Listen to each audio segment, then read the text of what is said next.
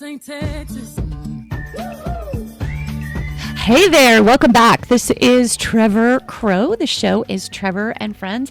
Today, second half of our show, yay, we welcome Demetria Nelson. She is the Commissioner of Greenwich Department of Human Services.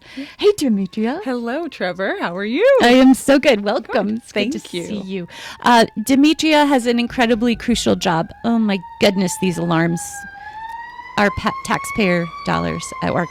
Anyway, Demetria has, she's been with the Department of Human Services for how long now? It's been 5 years. 5 years already. And I kind of I was looking over your biography and I didn't realize that you started in management consultant and you switched your career completely. Can you give us a little background how you got here? Sure. Initially, when I went to school, I had a major in psychology and a minor in Spanish. And as I was going along, I was confident that I would go into behavioral health initially. But when I was an undergraduate at Boston University, I became very interested in organizational psychology courses. So I decided, you know what, I think I'm going to go on and obtain a master's in organizational psychology. It is something, that very much interested me. And I started working in management consulting for a small firm. We had some, wonderful clients, large clients. I enjoyed what I was doing, but I found that especially when I began to transition from management consulting more into training and development, that some of the people that were reaching out to us from different organizations for support had significant underlying behavioral health issues or psychosocial stressors. Much bigger issues. Yeah. And it really pulled me back to what I initially had started, thought I would do in terms of my life and my work and my journey. But I would say that all of the background and the experience in management consulting has helped me in my various roles. Yeah, I mean, you are managing a pretty large staff at this point. How many people are there? Yes, altogether, there's approximately 50 staff members between part-time and full-time. Yeah, that's quite a bit. And seasonal. So now I'm going to kind of pivot into what do we need here in Greenwich. We're a unique town. I don't think a lot of people understand that we have a diverse population, socioeconomically, et cetera. So tell me what's going on. What are the pressures that you're seeing? Yes, I know everyone is probably aware of some of the changes that have been occurring regarding people's eligibility for SNAP. And I think that's been presence of mind for everyone. Luckily, the government shutdown has been addressed, but there was a real concern there about how the residents of Connecticut, and especially for us, the residents of Greenwich, would be able to meet their needs related to food security, which we know impacts so many different areas within a person's life.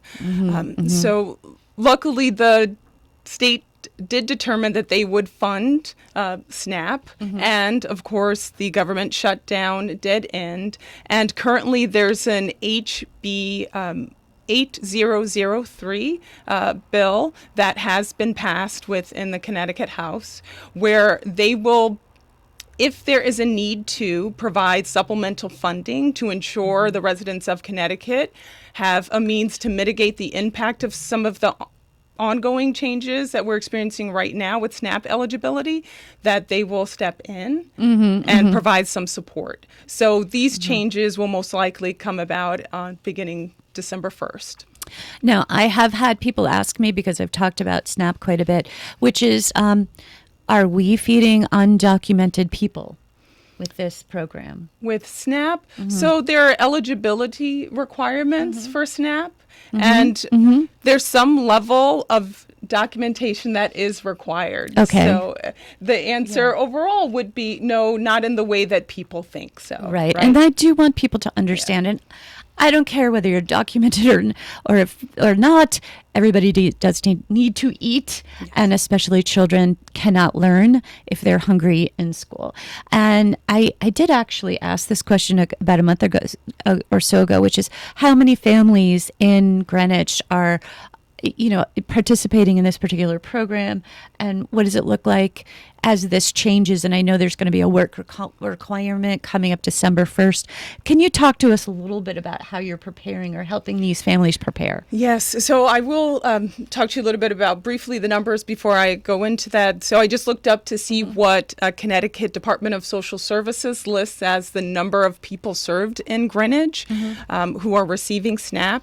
So as of today, they have 1,572 individuals that are receiving support, and through some data that's provided by Connecticut Data Haven, that is communicated as 817 households. Okay. And with the changes with the SNAP eligibility, it's estimated and projected that 223 families will see a change of at least $25 a month in the amount of benefits that they receive. So And that's a reduction. And that's a reduction. Right. That's a reduction. And that's the minimum. So for us, in terms of how we're preparing as a town, we know that at a state level, it seems like they will come in and provide some ongoing support, at least for this current fiscal year. Right. But we'll see how that plan, is laid out exactly. And then as a town, I had secured funds when we were doing our initial ARPA requests that were related to household essentials. And in that definition of household essentials, we included food. So we will be able to provide supplementary food cards as needed we hope at least for this fiscal year. Brilliant, Demetria. Thank you for thinking of that, thinking well ahead, because ARPA funds, those grants were done a while ago. So people have said to me, like, you're talking about SNAP, and this is one of the wealthiest towns and one of the wealthiest countries in the world, and yet we still have 1,575 people who rely on this support. So thank you for thinking ahead and kind of laying the groundwork. But we also have very generous people right here in Greenwich, and I'm wondering how, if you're listening right now, how you could help. Just a reminder, anybody tuning in right now, Trevor and friends of the show, WGCH, and I'm talking to Demetria Nelson, Commissioner of the Department of Human Services right here in Greenwich. So, Demetria, how could people help out? Yeah, so there are multiple different ways that people can help out. If I specifically want to continue the discussion regarding the changes in eligibility for SNAP, there are a few organizations that are currently taking donations to help support any efforts. So we have the Greenwich United Way that is taking donations. We have JFS of Greenwich, Neighbor to Neighbor, of course, which is our primary food pantry here in Greenwich. Those are great locations where you can go to help address food insecurity. But all of our nonprofits within town play some role. So, I would look at your nonprofits, see what their initiatives are, and support them. That's great. Great idea. So Neighbor to Neighbor, Greenwich United Way, the JFS of Greenwich. Yes. Barbara's House. Barbara's House, of course. Yes. Now, we do have Giving Tuesday coming up. Yes. Which is Tuesday, December 2nd. It's a big day. It'll be flooded in your social media. So any chance you get just to be able to donate, even a small amount, is great. But directly, you're looking for Amazon gift cards.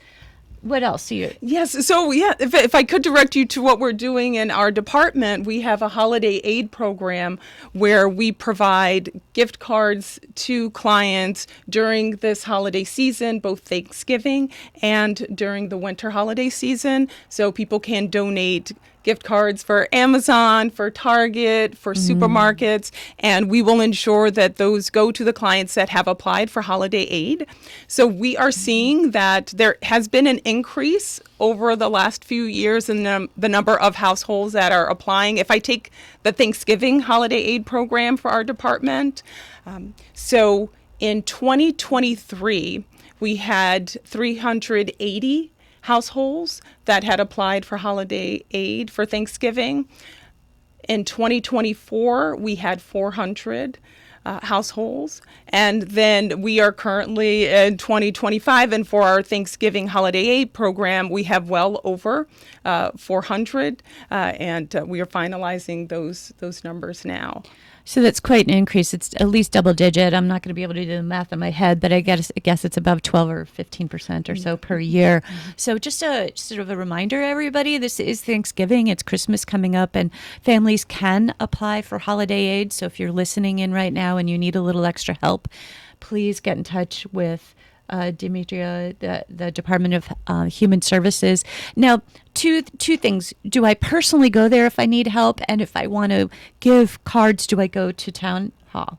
Yes, so you can do that. If you'd like to give, you can come directly to town hall. You can also go on to our Greenwich Department of Human Services Fund website, and you can receive, because we have a small nonprofit that funds our community programs, and you could give there. If there is someone that is in need, there are several ways that they can connect to our services. They can go onto our website and complete an inquiry, fill out an initial form. They can come in Monday through Friday, 8:30 to 4:30. We always have a case manager assigned to perform an initial intake assessment with someone when they come in for assistance. You can give us a call.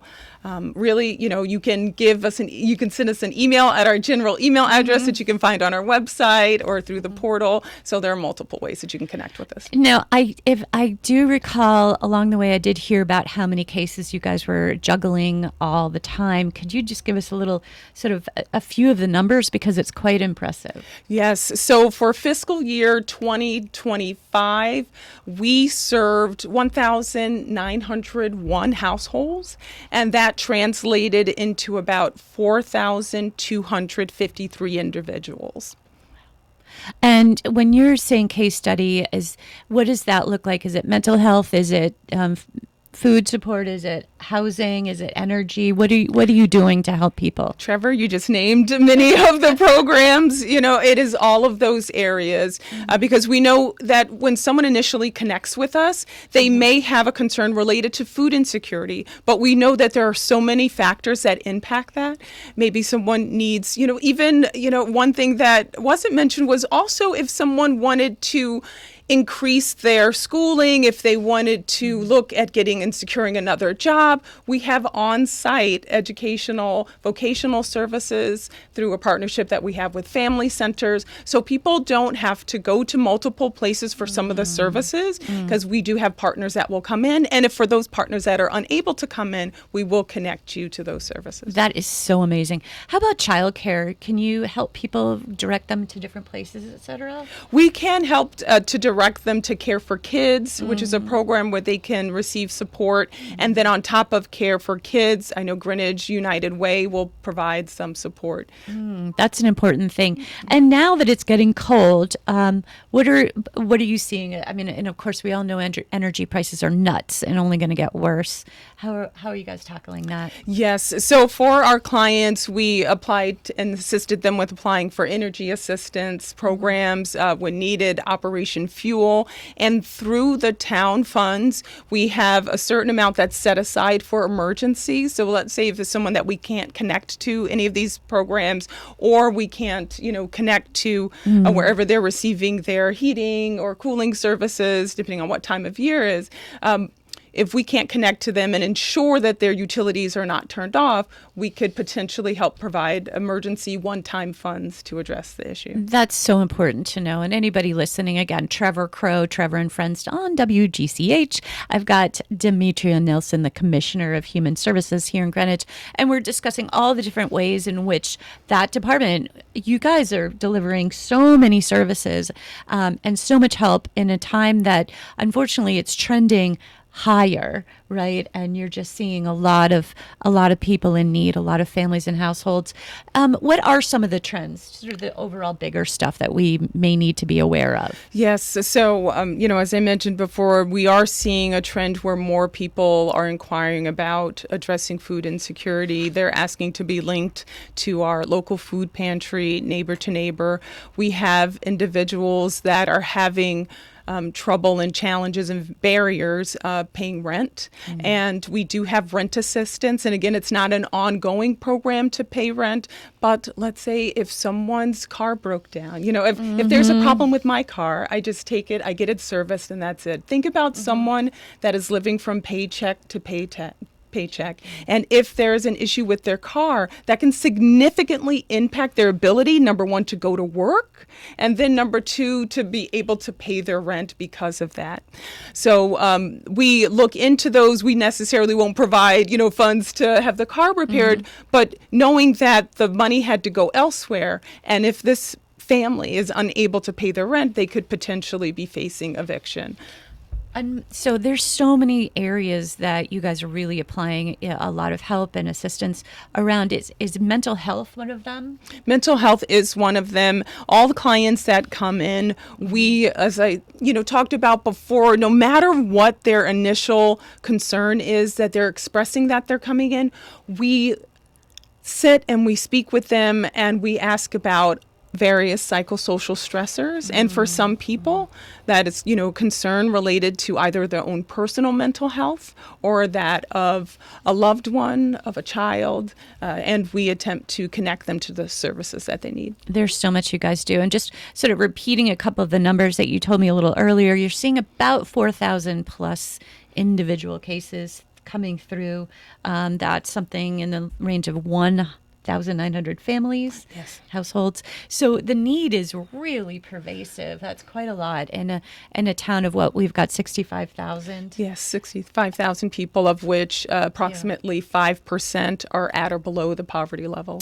So repeat that again, Demetria, because I don't think a lot of people understand that. Yes, we have 5% of the population within Greenwich is at or below the poverty level.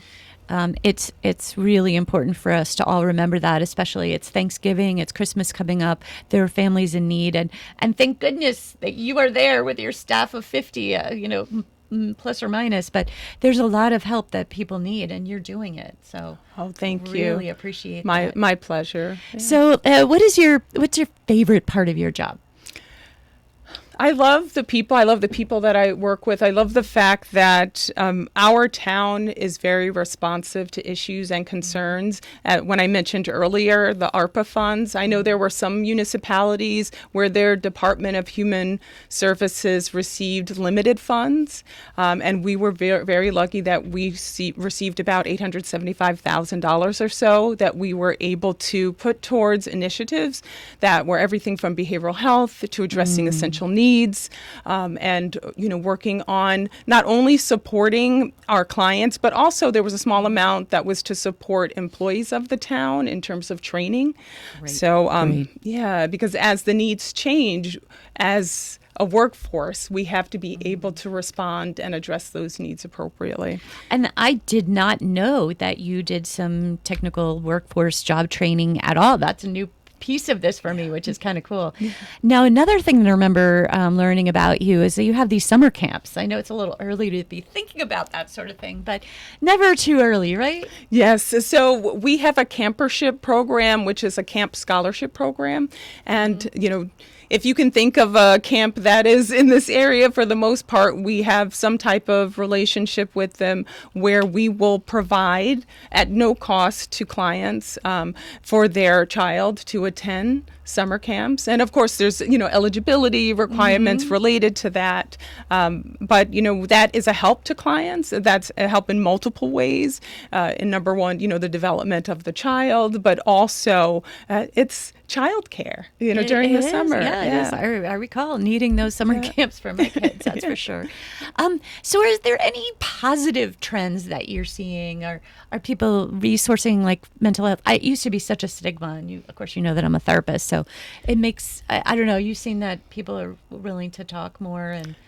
I am seeing that. I am seeing where people are willing to engage. They're willing to talk about it. Of course, there's always a natural hesitance sometimes if someone is grappling with whether or not this is something that is a concern for them. But what I'm seeing less of is any sort of external and, sort of judgment of what's happening with the person. Oh, that's good. And I see a shift in the stigma. But I think what has to happen that, there should be no stigma whatsoever. But I think we're well on our way as people become more open about their own struggles and challenges. I think that's so important, and thank goodness that you're there as a resource and your staff is really listening.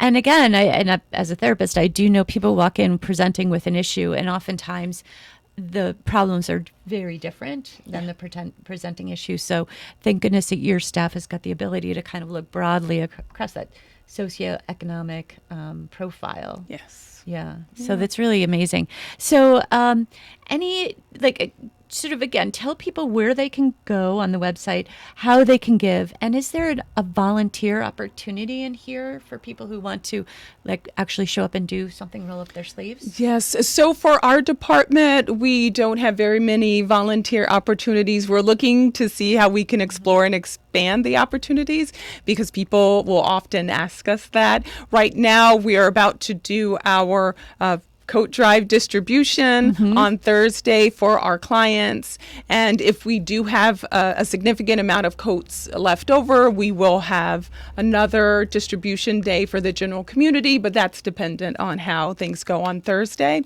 So we do have our board that's volunteering for that, and we had one organization that reached out to us about volunteering.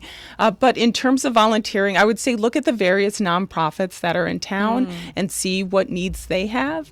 Because sometimes you might have a skill that they never thought, you know what, we could utilize that.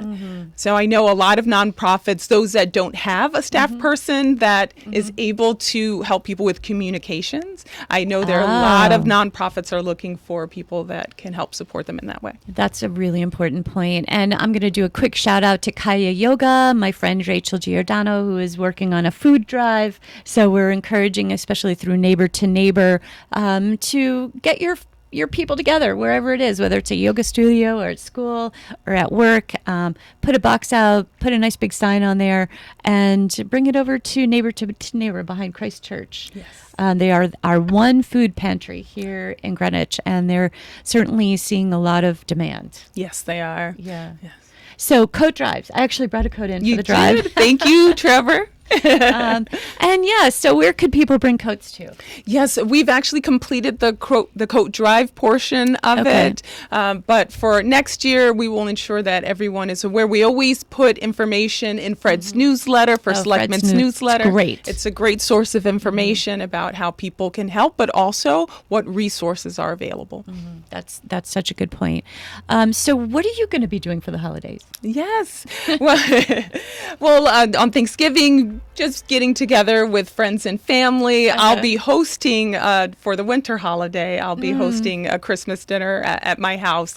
So I'm looking forward to that. Awesome. Yes, and preparing for it already, if you can believe it or not, in various ways. I'm going to cook a lot, probably order some other things, and just want everyone to have a lovely time and really not think about, things that aren't important. We want to come together and make sure that we value each other and the time that we have with each other, and just how lucky we all are. I love that. And again, this show is all about collaboration and connection, and we really need to see each other eye to eye, face to face, have dinners, talk. We got to get off our screens, although I'll wave at my screen right now, but it is really, truly important that and as much as I'm a therapist, so people do get a little triggered and upset around the holidays, past family experiences and all that other stuff.